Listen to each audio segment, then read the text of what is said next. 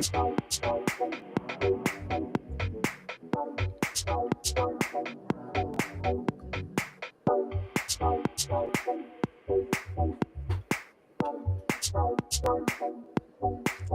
ready for Benjamin Knight Fuchs Live. Ben, how's it going? What's up, my friend Liam? How you doing, buddy? Doing good. You notice my turtleneck today? Yeah, you look very debonair. 2 degrees. It's 2 degrees exactly. here in Same Colorado. thing here. So I'm wearing turtlenecks these days. Did you get to watch any football? I did not, but I hear it's getting exciting. It's getting exciting, and it was pretty wintry this evening, or this afternoon, late afternoon. It was a good game. Anyway, you probably don't do too much for skincare, do you? I don't. I'm not. You're a guy. You're all man. Yeah, I mean, I appreciate the transdermal features of skincare and the idea you can help support the body through what you do on the skin. The skin's the largest organ in the body. Actually, now that you you mention it, there is one organ that they just discovered about 5 or 6 years ago that is considered to be the body's largest organ. Any ideas what that is? It's a new organ that was discovered actually probably about 10 years ago now. Could it be something with the gut? Close. Microbiome. I see you working there, but no, not exactly. Let's make it a trivia question. If you out there watching this video have an idea what the body's largest organ is, it's an organ that was discovered about 10 years ago, send an email to info@liamgallegos.com. And if you are correct, or actually put your mailing address, we'll send you out a free Beyond Tangy Tangerine on me. Free jug of BTT. I love this stuff, Liam. It's quite an offer. Yes, that's a. Let's see if anyone's watching our videos. It's a good test, huh? We don't get. It's a good test. They don't know what the largest organ is. In any case, the skin is a very important organ. Makes vitamins for us. It obviously acts like a barrier. It makes hormones. It's antimicrobial. It has a lot of nerves that are important for touch as well as for neurology. You know, the skin is like the epidermis, the surface of the skin is considered to be a type of brain. Some people refer to it as the third brain. You know, your first brain in your head, but you also have a brain in your gut. They call it the second brain. And some people refer to the epidermis as the third brain. You actually have a brain in your heart as well. I don't know if you knew that. There's actually there's brain cells in your heart. And one of the important markers of health is what they call heart-brain coherence. And heart-brain coherence can be manipulated through emotions, through feelings, through thoughts. And in fact, good health is one of the measurements of good health is what they call heart-brain coherence. That is coherence between the brain cells in the heart and the cells in the brain, the brain cells in the brain.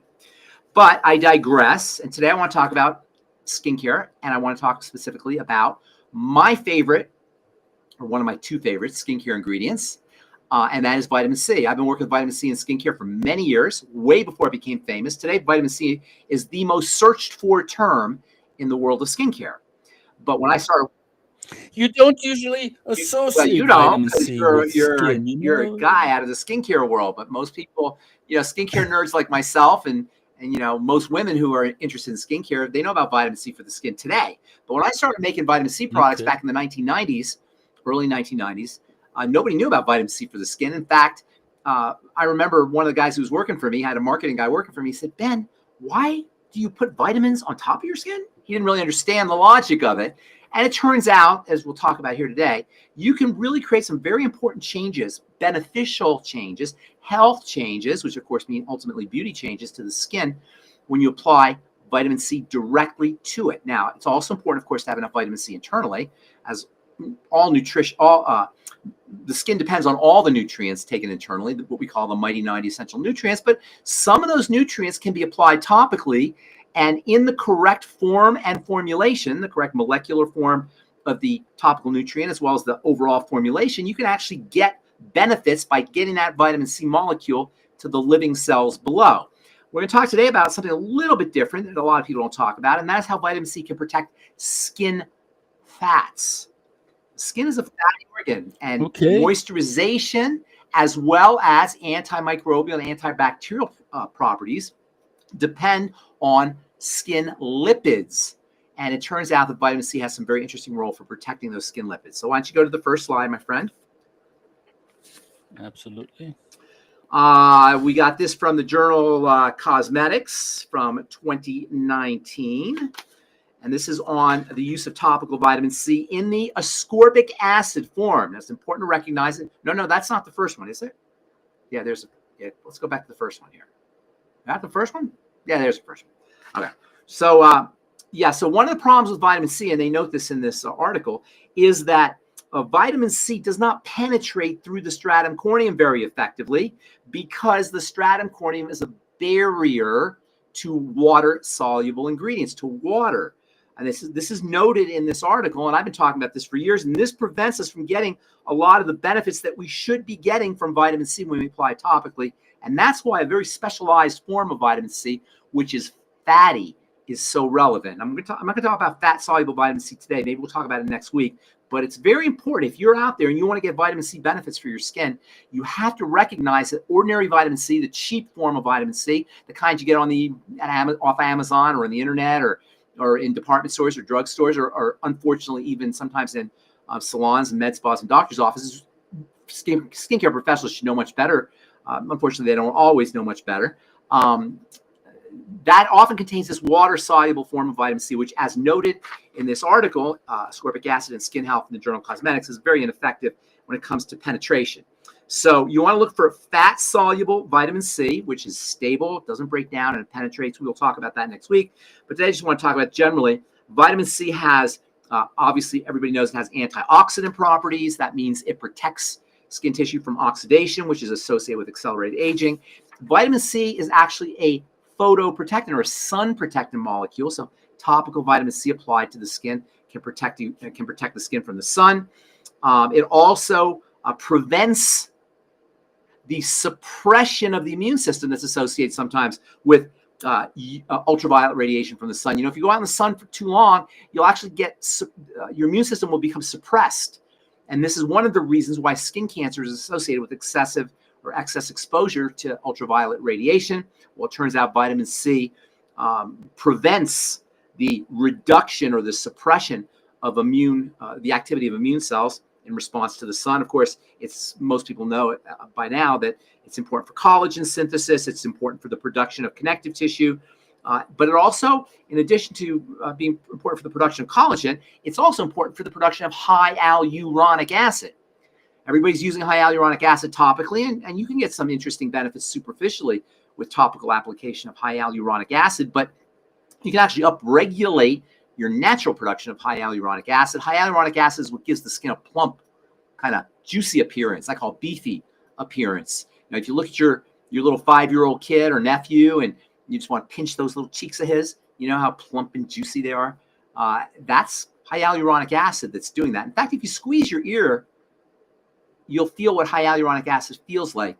It has a jelly kind of quality. There's high hyaluronic acid, among other hygroscopic water-trapping molecules in your ear. And you can kind of feel what that high hyaluronic acid feels like. Well, that kind of squishy feeling is also in the lower levels of the skin, and what gives the skin its plump appearance when we're young. And building high hyaluronic acid when you're old can help you maintain that plump appearance. Something that's little known about vitamin E or vitamin C is that vitamin C helps protect vitamin E. Vitamin E is stored in the skin where it has its own photoprotective or sun protective properties, and vitamin C helps replenish vitamin E. When vitamin E oxidizes, vitamin C can contribute energy to vitamin E to replenish it or restore it back to its protective state. Once an antioxidant breaks down, it becomes actually a pro-oxidant, and you can protect against that reaction by delivering vitamin C to vitamin E, to the vitamin E in the skin. That's another little known benefit of topical vitamin C. But topical vitamin C is also a skin lightener as well. What I really wanted to talk about, though, if you go to the next slide, is how vitamin C can help build a strong barrier, particularly post-wounding. Vitamin C is important for what they call keratinocyte viability, which is a fancy way of saying it protects skin cells. It keeps skin cells healthy so you can build a nice, strong barrier. As we age, our skin barrier naturally becomes thin and weak. And this is one of the reasons why skin dryness occurs. We have what's called transepidermal water loss, TEWL, which is basically evaporation of water. A weakened barrier can cause sensitive skin. A weakened barrier is also associated with hyperpigmentation and dark spots. So vitamin C, by virtue of its ability to strengthen that barrier, can help protect against evaporation or water loss. It can help protect the barrier, help build the barrier to protect against sensitive skin, and it can also help protect the barrier so you don't get those dark spots. Next slide. And then one of the neatest benefits about topical vitamin C is it helps protect lipids. Lipids means fats. Skin is a fatty organ, and it depends on fats for water to protect against water evaporation, and fats are what keep the skin nice and soft and smooth. You know, there's a lot of skincare companies. Historically, most skincare companies have put oil in their skincare products to duplicate the feel of natural lipids. There's no vegetable oil that can duplicate the feel of natural lipids, but that's the best we can do. And vegetable oils have their own problems. You should never use vegetable oils in skincare. In fact, as a formulator, I can tell if a skincare company knows what the heck they're doing by seeing if they're using vegetable oils. If a skincare company is using things like almond oil or soy oil or corn oil or canola oil or any kind of vegetable oil, peanut oil, hazelnut oil, macadamia nut oil, that's a skincare company that doesn't know what they're doing, because oils oxidize, and they're actually oxidized already when the when the factory buys the oil from the oil company. It's usually a degraded oil. Cosmetic grade oil is degraded from food oil. And then they heat the oil. That further oxidizes it. You put it on your skin. It contacts the air and oxygen. Oxidized oils are not good for you internally. And we always talk about how you want to avoid cooking oils, vegetable oils, so-called seed oils, but they're also problematic topically. However, building your own lipids, supporting your own fat production, your own oil production in your skin can be a very important strategy for keeping your skin soft and smooth and moisturized. And vitamin C does just that. It supports the formation of competent barrier lipids. Can you put that slide up real quick? This is from the journal, from the Society of Investigative Dermatology. Our analysis of epidermal lipids revealed that ceramide profiles are different. No, that's not what I wanted to read here. I'm sorry. The results indicate the key role of vitamin C plays in the formation of stratum, corneum, barrier, lipids, and that same conclusion is reached in the next study, role of ascorbic acid in stratum, corneum, lipids. Considering human skin and its constant exposure to UV light and oxygen, an increased pool of iron ions and depletion of antioxidants is associated, and the administration of ascorbic acid in cosmetic formulations could unfold adverse effects among the stratum corneum lipids. So, in other words, it can reverse some of these untoward effects associated with disturbances in stratum corneum lipids. Long story short, vitamin C is awesome for the skin. Internally, you want a couple grams a day at least. 3-4 grams is not a bad idea. You want your vitamin C in divided doses. And that's one of the reasons why I love Beyond Tangy Tangerine. There's a whole bunch of vitamin C in here when you sip it, when you drink it, and that's the way I do my Beyond Tangy Tangerine. When you sip on it all day long, you get a nice steady state dose of vitamin C, and that's very important. Internally, vitamin C is extremely important, but topically now, as it turns out, vitamin C can help keep your skin youthful, soft, make the barrier strong, prevent hyperpigmentation. It's just a wonderful, wonderful active ingredient. And then also, one of the signs of vitamin C deficiency is disturbances in skin health. In fact, scurvy, which is the disease caused by vitamin C deficiency, is marked by skin issues, including ulcerations. And also, I should say, what they call petechiae, which are like cherry angiomas, some people call them, little circles of red spots on your skin. Those can be associated with vitamin C deficiency. If that's occurring to you, you may want to consider increasing or starting a vitamin C supplement program internally, as well as using topical vitamin C. I wouldn't be using ascorbic acid because there's some problems associated with it, which we can talk about next week. I would be using a very specialized form of vitamin C topically, which is fat soluble vitamin C, and we will, as I said, we'll talk about that next week. What do you think, Liam? You want to get some vitamin C on your skin now? I think that's pretty cool. So everybody out there, you heard it here first. Take your favorite skincare product, look at the ingredients, and if you see vegetable oil, you It's know interesting, huh? that they don't know what Yes. they're doing. That's a great um, that's a great way to And most see skincare products do have vegetable oils, what which the tells you most skincare companies and brands and products don't know what they're doing. You don't want vegetable oil on your skin ever. and it seems like vitamin C is sort I'm of losing you. Say that again. I'm losing you, magical. buddy. It Yeah, seems like, can you that's hear better. me? Can you hear me now? It seems like vitamin C is It somewhat really of a is the magical panacea. type It's of, good for so many different yeah, because things. it's and it's water soluble, yet it protects vitamin E and it helps with protect fats and Yeah, fat has production. So a it's lot of benefits, of crazy. course, internally for your thyroid, for your adrenal glands, for your bones. In fact, for women who are concerned about bone health, a lot of them are taking, and men too, I guess, taking calcium for your bones.